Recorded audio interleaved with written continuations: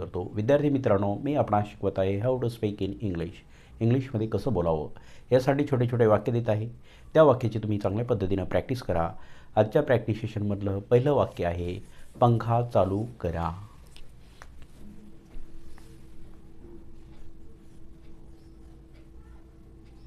पंखा चालू करा किंवा कर. तर हे वाक्य कसं आहे? हे वाक्य आज्ञार्थी आहे. तर हे आज्ञार्थी वाक्य असल्यामुळं सुरुवातीला काय येईल? क्रियापद येईल. मग switch on the fan. Switch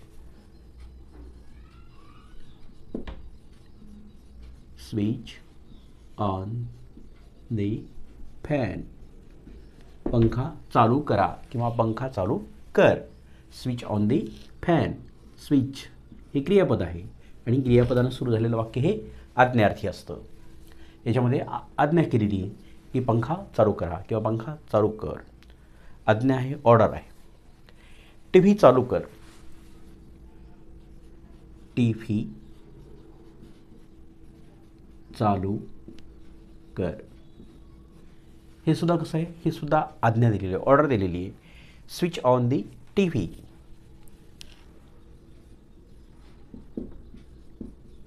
switch on the T V. T V means television आणि टेलिव्हिजन म्हणजेच दूरदर्शन. नंबर 3, तुमचे बूट काढा. तुमचे बूट काढा. तुमचे बूट काढा. याच्यासुद्धा आदेश दिलेला आहे. तर मग काय येईल? Remove your shoes.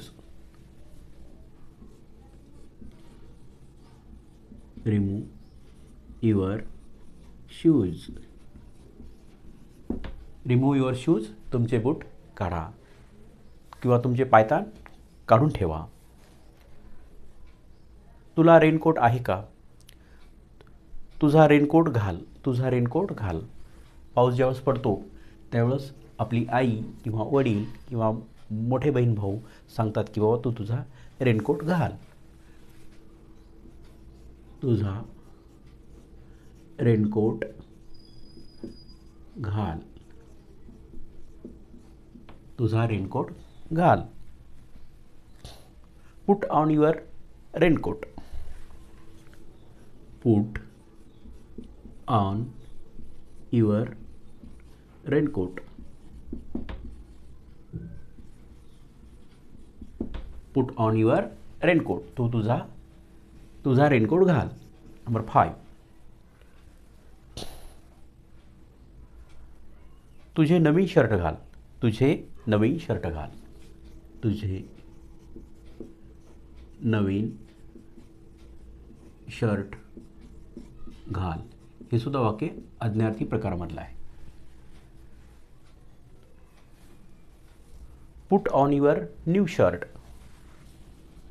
Put on your new shirt. Put on your new shirt. तू तुझे नवीन शर्ट घाल.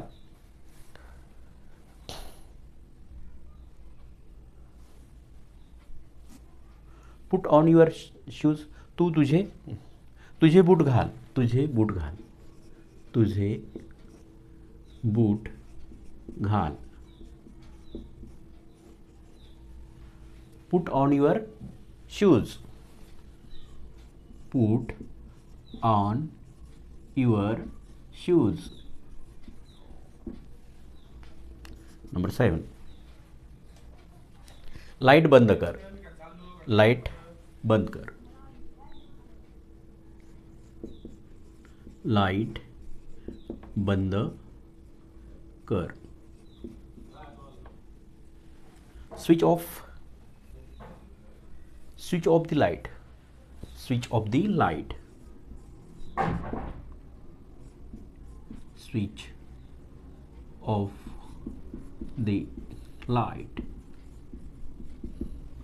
Switch off the light. Switch off the light. 8. TV बंद कर. टीव्ही बंद कर. TV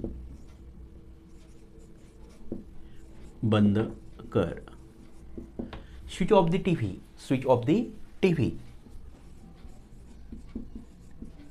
switch off the TV. TV बंद कर. फॅन बंद कर. फॅन